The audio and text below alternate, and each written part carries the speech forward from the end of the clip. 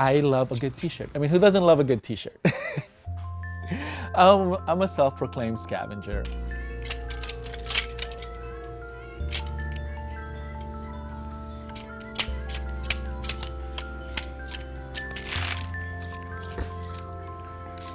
I tend to hit like the dark colors first because they show the least amount of wear. Yeah, I don't plan taking everything that I'm holding home. It's the first pass. And the way that I like to do it is I like to do it by bike. And that's actually how I promote myself through my eBay store. I'm a bike picker. I'm zero emission gathering. There's that rush that comes when I go into a thrift store. It's like, what t-shirt am I gonna find today? The thing though about Goodwill is it's gone through a couple of people, and sometimes things get set aside because it's cool. But in America, we have more stuff than we know what to do with. We have all this trash, and people are finding ways to create a whole revenue stream from it. I do have 1,000 t-shirts at home that I should actually see. This is interesting. It's kind of glorified can collecting in a sense, because you're recycling, and if you do it well enough and you do it enough, these like microtransactions are like.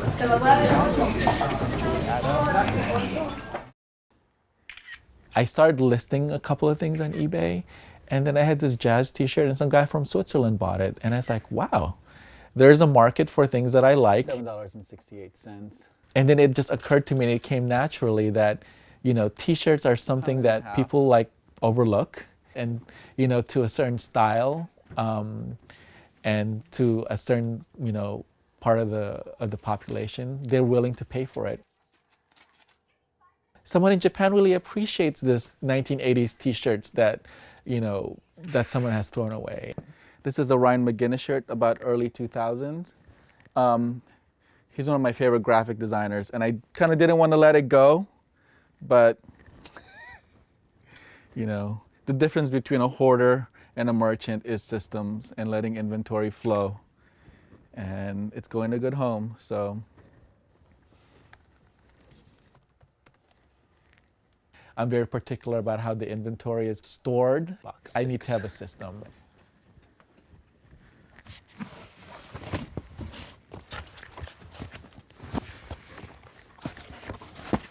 Having worked a 9 to 5 and sometimes a 9 to 8 or 9 to 10, and you're working so much, like there's things that you miss out on, and I don't want to miss out on seeing my daughter grow up. And looking for Crooks and Castle Jabberwockies.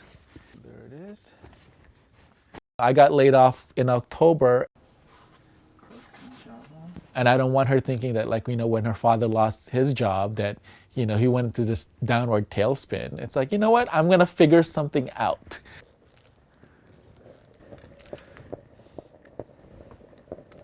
There's actually something meditative about steaming, and it's just something about taking the wrinkles out of the crumples of life.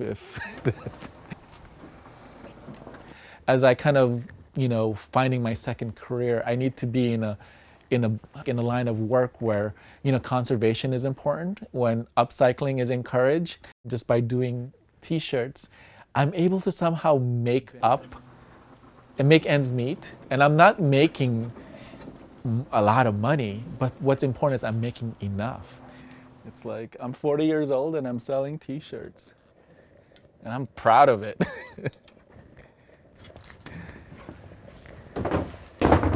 It's just this idea that living in America, because I was born in a third world country, there's just so much excess, and things are overproduced, and then we don't put a lot of emphasis on craftsmanship.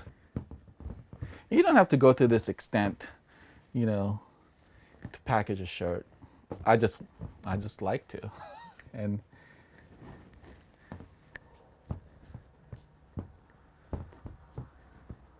it's just part of that extra, when you get a package, when I get a package and I know someone actually spent time to wrap it in tissue paper, it just makes me feel good. It makes me feel good, wow, You know, it's not like buying from the big box store where things are just like, you know, pummeled through inventory and, you know, it's like you're actually, this is from a person. This is, it was handled. And, you know, the more and more things are mass produced, the more, you know, we try to look for that authenticity. We still crave this physical connection to this culture. And authenticity often comes in the form of Screen Star's 80s super paper thin t-shirt. Because it's not something that like, oh yeah, Old Navy released this. And yeah, it looks retro, but like, oh, I have the actual t-shirt that was actually made in the 80s.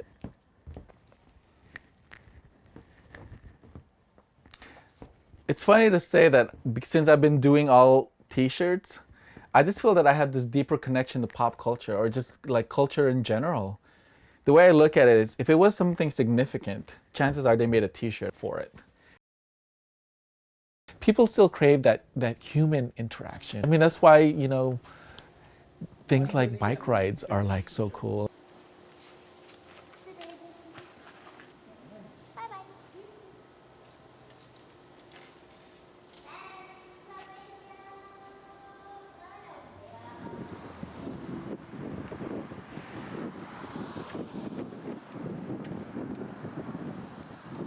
Now I spend time with my daughter because you know I pick her up and I pick her up by bike. Part of the the things that I really cherish is that when we're on the bike together and when we're, you know, exploring and when we had a chance to, like, you know, get some exercise and get some fresh air and not have to use that car.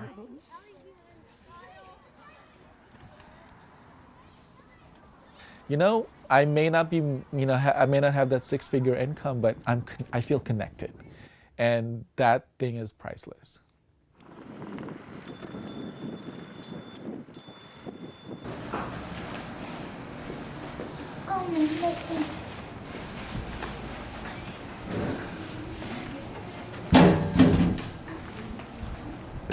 And you know, my wife's gonna think I'm corny, but sometimes when I'm in the middle of something, I'm like steaming my face. It's just it's actually purified water under in there, and it's not, it can't hurt you.